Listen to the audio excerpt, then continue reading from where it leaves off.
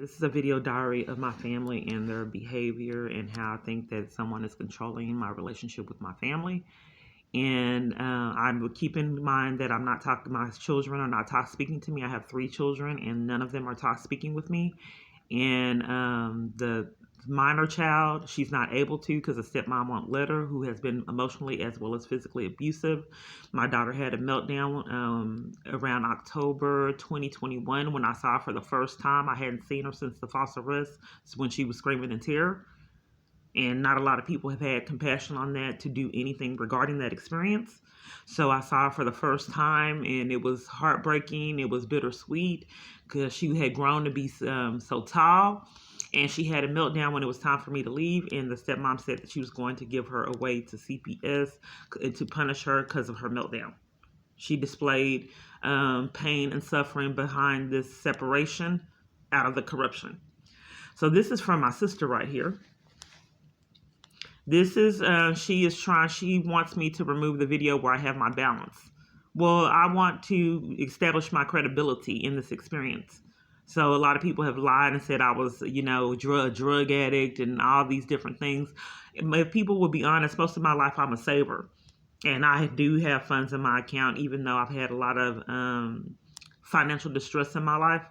I try to keep funds in my account, and it makes me very uncomfortable if I don't have a nest egg. So she puts, after I got threatened a while back, what day was this? Friday, May 19th. Kiana, you really your last video, the prime example why you need to take down the other video. If someone can go to Google, find the hotel you're staying at and harass you, then that should tell you something. DAMN think they calling a hotel phone, they can find you, period, because you're giving out the information. Whoever playing on the phone is childish and that ain't cool. They need to get a effing life. I'm done. Okay, so she thinks that I got threatened because I posted my balance. That's why she thinks I got threatened. The balance was incriminating. When I showed that, it showed me getting defrauded out of funds at a hotel stay, and she wants me to remove it. So then I asked her if I could spend a night yesterday until homeless services are open Monday. My family plays mind games.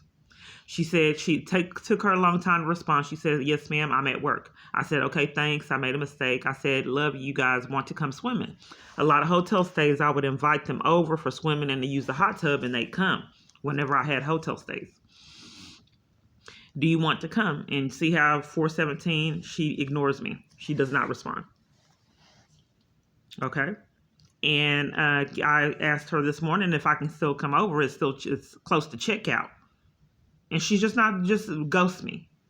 Now, keep in mind, my family has not been like this. If you don't know our dynamic, that, we've had conflict in the past, my sister as well as myself, but she has not been this disrespectful and treated me like this. I'm the one that picked up the tab. I bought her a car. I lent her my car. I lent her money all the time. I kept her daughter all the time, bought them clothes and different things when I had the funds, gifts. I took her daughter to SeaWorld with me. So this is my son, Tristan. Okay. And then I said, how are you? This is your mom. He borrowed $1,500. Well, I gave him $1,500. And after I gave him the money, he would not call me back or respond back. And I said, I wish I could have heard from you for Mother's Day. And he's not responding. And then I said, why would you get all that money from me and then not talk to me? This is your mom. I love you and miss you. He will not talk. Period. And like I said, my kids used to be in church. They were known to be very respectful kids. If you knew the family dynamic, my son, he's been in church. In one particular incident at this church, a lot of the people, it was too many kids. I volunteered on the bus, and it was too many kids on the bus. So the volunteers had to have children ride in their cars, and everyone was trying to take my child. They were like, well, if we have to have these kids, because some of the kids in the community were difficult. So all of the volunteers were saying, well, I'm taking Tristan. I'm taking Tristan. If they have to ride with us, I don't know these other kids. I'm taking Tristan. So the person over the event said, no, Tristan's riding on the bus with his mom. No one's taking Tristan. And they were all disappointed. So how is it that these kids that are known for being great kids and respectful all of a sudden curse me out, slander, and lie on me, and have done it in tears, and people are still free? So you mean to tell me I'm getting cyberbullied, violated, I can't go down to get food, can't walk across the street in peace, all this chaos is going on, and my family's enlisted in it too? Leaving me in leaving me in abuse and afraid for my life that I can't get law enforcement, and my family sitting there watching it, monitoring it, and leaving me in it. Yeah, that's what's happening. And then helping cover for it. And in the past have been in tears, but this has been going on so long now they're just immune. And whatever they have to do to keep their composure while the crimes are being happening, they're slandering me. You helping with the cover up. So what do you call that if my family members are doing that?